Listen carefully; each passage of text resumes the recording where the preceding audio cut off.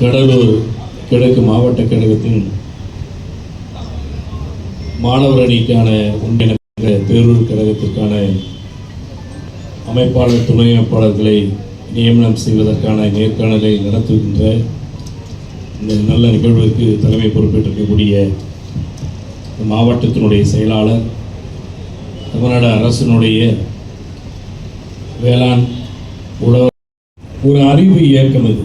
எனவே தான் வேலைவாய்ப்புக்காக முகாம்கள் நடைபெறுகிற இடங்களில் எல்லாம் படித்தோர்கள், பட்டதாரிகள் ஒரு பெரிய அரங்கத்தில் எப்படி காத்திருப்பார்களோ அப்படி ஒரு இயக்கத்தில் பணியாற்றுவதற்கு பட்டதாரிகள் இங்கே குழுமிருக்கிறோம் என்று சொன்னால் இதை விட ஒரு அறிவு இயக்கத்திற்கான அடையாளம் எதுவாக இருக்க முடியும் என்பதுதான் உங்களை வைத்துத்தான் நாங்கள் முடிவெடுக்கிறோம்.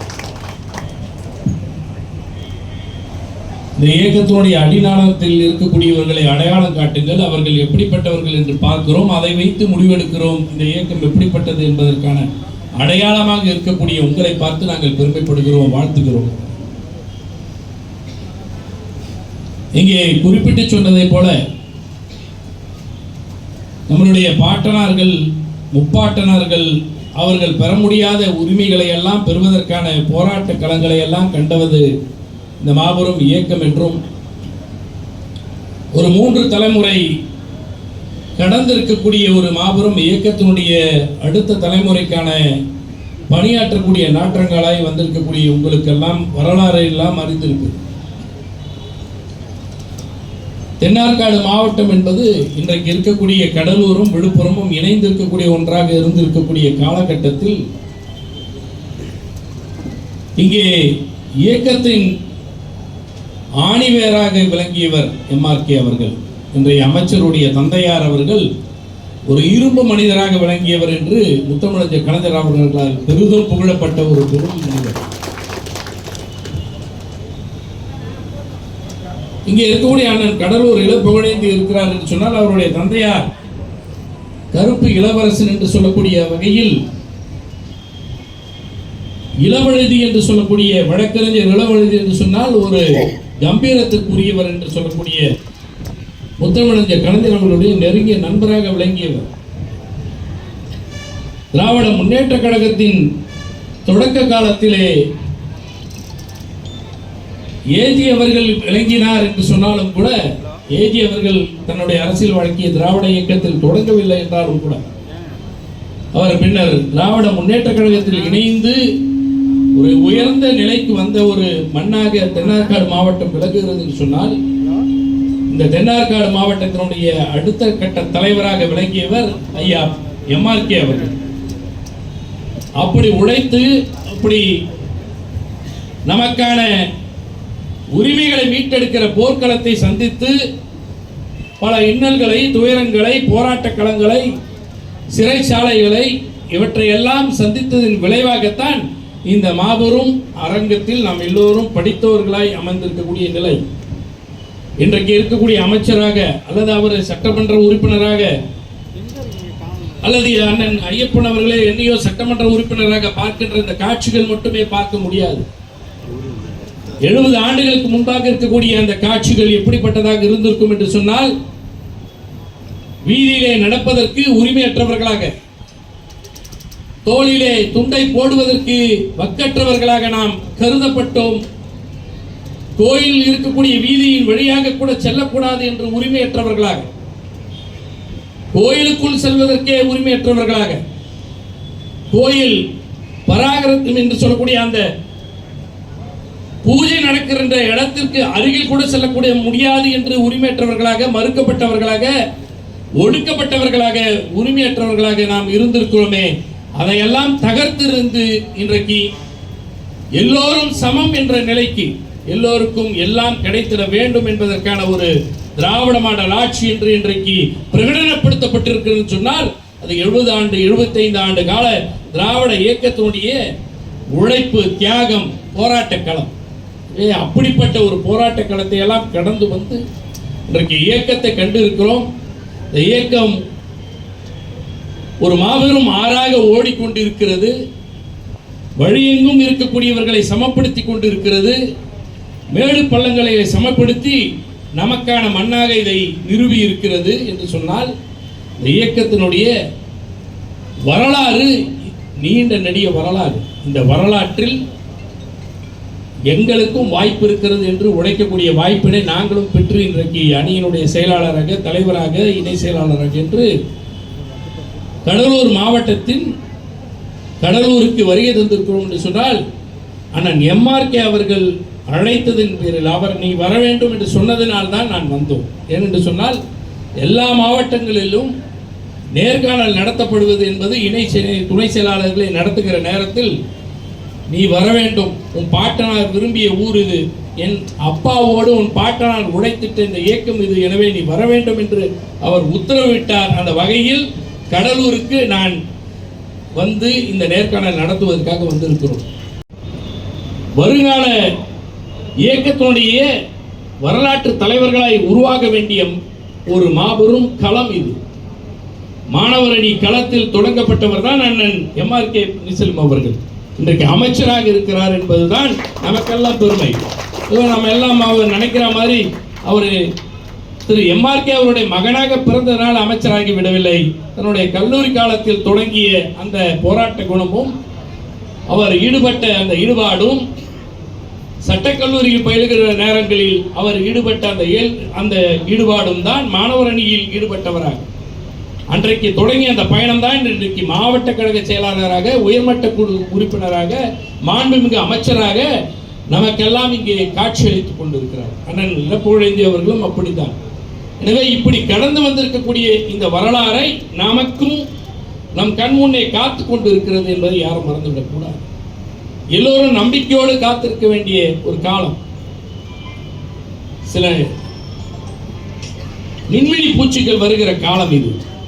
மின்மினி பூச்சிகளுக்கு வயசு குறைவு, வரும், மின்னும், ரொம்ப அழகா இருக்கும் பார்க்க. ஆனா கொஞ்ச நேரத்தெல்லாம் காணாம போயிடும். அதோட உயிர் அவ்வளவுதான் இருக்கும். இது மின்முனி பூச்சிகள் அல்ல. ஏன் சில நட்சத்திரங்கள் வருகிறது. அந்த நட்சத்திரங்கள் கூட சில நேரங்களில் இரவில் தெரியும், சில நேரங்களில் மறைந்து விடும். ஆனால் இந்த சூரியன் மட்டும்தான் இந்த உலகத்திற்கு என்றைக்கும் வெளிச்சத்தையும் தருகிறது, சக்தியும் தருகிறது, வாழ்வாதாரத்தை தருகிறது, உயர்வை தருகிறது என்று சொல்லக்கூடிய சூரியன் போன்ற இயக்கம் நம்மளுடைய இயக்கம். எனவே இந்த இயக்கத்தில் ஒரு மாபெரும் பணியை ஆற்றக்கூடிய பொறுப்பிற்காக வந்திருக்கக்கூடிய உங்களுக்கெல்லாம் நான் என்னுடைய வாழ்த்துக்களை சொல்ல கடமைப்பட்டிருக்கிறேன். வருகை தந்திருக்கக்கூடியவர்கள் ஒரு குடும்பத்தை சார்ந்தவர்களாக இருக்கக்கூடியவர்கள் என்பதை நான் அறிவேன். பட்டப்படிப்பை படித்திருக்கக்கூடியவர்களாக நீங்கள் இருப்பீர்கள் என்று நான் அறிவேன். ஆனாலும் கூட ஒரு முறைகளை நம்மளுடைய மாண்புமிகு கழக தலைவர் அவர்கள், இளந்தலைவர் மாண்புமிகு உதயநிதி ஸ்டாலின் அவர்களும் வடிவமைத்து எங்களுக்கு தந்திருக்கிறார். எங்களுக்கு தந்திருக்கக்கூடிய இந்த பணி தமிழ்நாடு முழுவதும் நாங்கள் சுற்றுப்பயணம் மேற்கொண்டு மாவட்ட அளவில் முதலில் நேர்காணலை நடத்தி முடித்து பொறுப்புகளை நியமிக்கப்பட்டிருக்கிறார். அடுத்த கட்டமாக ஒன்றிய நகர பேரூர் கழகத்திற்கான இன்றைக்கு அந்த பணிகளை தொடங்கி இருக்கிறோம். இது தமிழ்நாடு முழுவதும் இந்த நேர்காணல்களை நடத்திவிட்டு வருகிறோம். ஆனால் வருகிற என்னை பொறுத்தவரையில் இது கடைசி மாவட்டமாக இருக்கும் என்று கருதுகிறேன். கடலூர் மாவட்டம் என்பது வருகிற பொழுது நான் பார்த்த இந்த காட்சி இங்கே நின்று கொண்டு நான் பெருமிதத்தோடு சொல்கிறேன், இப்படி ஒரு எழுச்சியை எந்த மாவட்டத்திலும் நான் பார்க்கவில்லை. கல்வி, படிப்பு, உங்களுடைய குடும்ப பின்னணி, அரசியல் பின்னணி இவையெல்லாம் ஒரு பக்கம் இருந்தாலும் இயக்கத்தில் 23 அணிகள் இருக்கிறது. 23 அணிகளும் இயக்கத்திற்கு வலிமை சேர்ப்பதற்காகவே இருக்கக்கூடியது. மாவட்ட கழகத்திற்கும் ஒன்றிய நகர பேரூர் கழகத்திற்கும் துணையாக இருக்கக்கூடியது, பகுதி கழகத்திற்கு துணையாக இருக்கக்கூடியது. ஆனால் இவை எல்லாம் கடந்து என்னை பொறுத்தவரையில் நான் அழுத்தம் திருத்தமாக நம்பிக்கையோடு சொல்லக்கூடியது, கொள்கை உறுதி வாய்ந்த ஒரு அணியாக மாணவர் அணி மட்டும்தான் விளங்க முடியும் என்பதனை நீங்கள் மனதிலே நிறுத்திக் கொள்ள வேண்டும். இந்த அணி கொள்கைக்கான ஒரு அணியாக. ஏன் இதை குறிப்பிடுகிறேன் என்று சொன்னால், நான் உரிமைகளை மீட்டெடுப்பதற்காக தொடங்கப்பட்ட போர்க்களம் என்று சொன்னேன். உரிமைகளை மீட்டெடுக்க தொடங்கப்பட்ட அந்த போர்க்களத்தில் நாம் நெடுந்தூரம் உயர்ந்து வந்திருக்கிறோம், உரிமைகளை மீட்டெடுத்திருக்கிறோம். இந்த மண் சமப்படுத்தப்பட்ட மண்ணாக இந்தியாவில் காட்சியளிக்கிறது, உலகம் பாராட்டுகிறது. இதையெல்லாம் கண்டு இருக்கக்கூடிய நம்மிடம் இன்றைக்கு நமக்கு இருக்கக்கூடிய எதிரி யார் என்று சொன்னால், கொள்கை ரீதியான எதிரி வந்திருக்கிறார். நமக்கான எதிரிகள் யார் என்று சொன்னால் அரசியல் களம் காணக்கூடியவர்கள், நம்மளுடைய நேர் எதிர் கொள்கை கொண்டவர்கள் நம் எதிரில் இருக்கிறார்கள். எதிரிகளை நாம் களம் காண வேண்டும் என்று சொன்னால் கொடிபிடித்து ஊர்வலம் செல்வது மட்டுமல்ல, போர்க்களத்தில் போராட்டங்களில் நிற்பது மட்டுமல்ல, சிறைசாலை செல்வதற்கு மட்டுமல்ல, கொள்கை ரீதியில் நாம் வலிமை மிக்கவர்களாய் இருந்திட வேண்டும். அந்த வலிமை அடுத்த தலைமுறையாக இருக்கக்கூடிய உங்களோடு இணைந்து பணியாற்றக்கூடியவர்கள், இணைந்து படிக்கக்கூடியவர்கள், இப்பொழுது படித்துக் கொண்டிருக்கக்கூடிய மாணவர்கள் என்று அவர்களிடம் விதைக்கக்கூடியவர்களாய் நீங்கள் உருவாக வேண்டும். உங்களை பார்த்துத்தான் நான் ஏன் திமுகவில் சேர்ந்தேன் என்று சொன்னால், என்னுடைய நகர அமைப்பாளர் ஒரு கொள்கைவாதி, அவரை பார்த்து நான் இந்த இயக்கத்தில் இணைந்தேன் என்று சொல்ல வேண்டும். அதற்குரியவர்களாய் நீங்கள் உங்களை வடிவமைத்துக் கொள்ள வேண்டும். அதற்குரியவர்களாய் நீங்கள் உங்களை செம்மைப்படுத்திக் கொள்ள வேண்டும். அதற்கானவர்களாய் உங்களை தகுதிப்படுத்திக் கொள்ள வேண்டும். இந்த இயக்கத்தின் வலிமையை புரிந்து கொள்ள வேண்டும். இன்னொரு காலகட்டத்தில் நீங்கள் பேசுகிற நேரத்தில் எது திராவிடம், எது தமிழ் தேசியம் என்று புரிந்து கொள்ள வேண்டும். எது திராவிடத்தை பேசுகிறது, எது தமிழ் தேசியத்தை பேசுகிறது என்று தெரிய வேண்டும். எது பகுத்தறிவு சிந்தனை, எது சுயமரியாதை உணர்வு, எது மொழி உணர்வு, எது இன உணர்வு என்று உங்களுக்கு புரிய வேண்டும். அதை புரிந்து பேசினால் மட்டும்தான் அடுத்து வரக்கூடிய தலைமுறையினர் உங்களை பின்பற்றக்கூடியவர்களாய் வருவார்கள். இன்றைக்கு வலை வீசி அழைத்து செல்வதற்கு, திரை போட்டு மறைப்பதற்கு, திரையிலிருந்து வரக்கூடியவர்கள் எல்லாம் திரை போட்டு அழைத்து செல்வதற்கென்று பல கூட்டங்கள் இன்றைக்கு இங்கே தமிழ்நாட்டில் வந்திருக்கிறது. வீராவசமாய் பேசக்கூடியவர்கள், தமிழ்நாட்டை தமிழ் தனி தேசம் என்று சொல்லக்கூடியவர்கள், நான் தனி விசாவே கொடுத்து விட்டேன், தனி அடையாளம் கொடுத்து விட்டேன் என்று ஜம்பம் பேசுகிறவர்கள் எல்லாம் இந்த நாட்டில் உலாவை கொண்டிருப்பதை நீங்கள் அடையாளம் காட்ட வேண்டும்.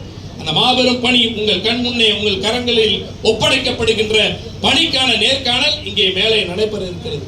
வருகின்ற தோழர்கள், வருகின்ற அத்தனை மாணவ செல்வங்கள், மாணவர் அணிக்கு பணியாற்ற வந்திருக்கக்கூடியவர்கள், இது உங்களுடைய உலகம், உங்களுக்கான காத்து இருக்கிறது. உங்கள் உயரம் தலைமை வரையிலும் வரக்கூடிய உயரத்திற்கு எங்களை போன்று எங்களுக்கும் மேலானவர்களாய், அமைச்சர் பெருமக்களாய் வருகின்ற காலங்களில் வருவதற்கான மிகப்பெரிய எதிர்காலம் உங்கள் கண்முன்னே காத்திருக்கிறது. உழைப்பீர்கள் என்று என்னுடைய வாழ்த்துக்களை சொல்லி, உங்கள் அனைவருக்கும் மீண்டும் மீண்டும் என்னுடைய வாழ்த்துக்களை சொல்லி விடைபெறுகிறேன். நன்றி, வணக்கம்.